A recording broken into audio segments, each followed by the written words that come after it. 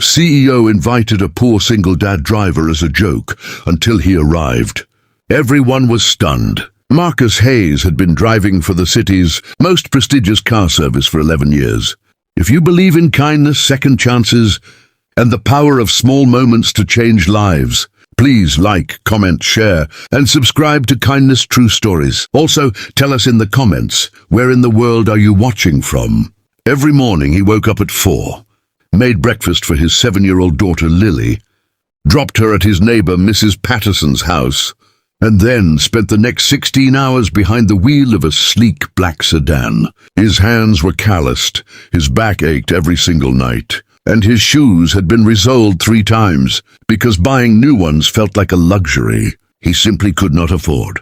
But every evening, when Lily ran to him with her gap-toothed smile and crayon drawings, Marcus felt like the richest man alive. She was his entire world, his reason, his everything.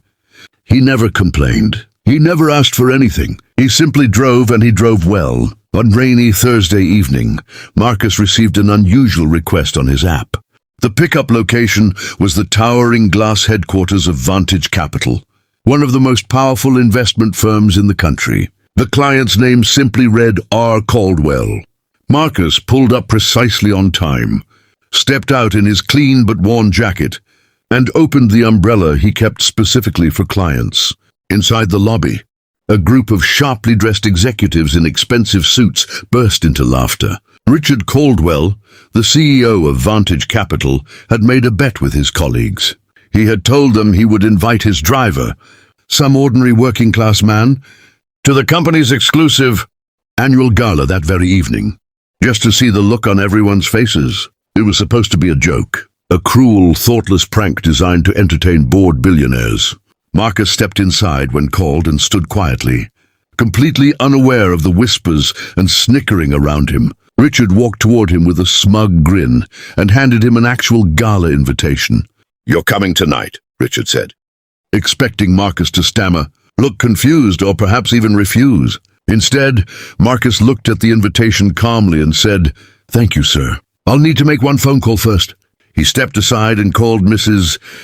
Patterson to check on Lily. He told her he might be home a little later than usual. Then he straightened his jacket, smoothed his collar, and walked back toward Richard with quiet dignity. "I'm ready," he said simply. The gala was held in the firm's grand ballroom on the 40th floor. Crystal chandeliers hung overhead, and waiters glided past with champagne and canapes. Marcus entered without flinching. He was not dressed like the others, and he knew it. But he carried himself with a stillness that made people stop and look. He did not try to impress anyone. He found a corner, sipped water, and when people spoke to him, he spoke back honestly, warmly, and with surprising depth. Someone asked what he did.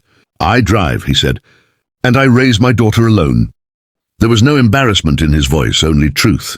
An elderly board member named Gerald Hart, a man who had built his own fortune from nothing, found his way to Marcus's corner. They talked for nearly an hour.